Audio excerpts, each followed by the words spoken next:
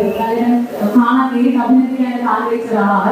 ശ്രീരാജ് വരച്ച് ചെയ്ത ഒരു ചിത്രം ഇപ്പോൾ പൂർത്തീകരിക്കുന്നതിന്റെ മുഖത്താണ്. കാര്യം നോക്കാം ആ ചിത്രം എങ്ങനെ കേൾക്കേണ്ടതായിരിക്കും.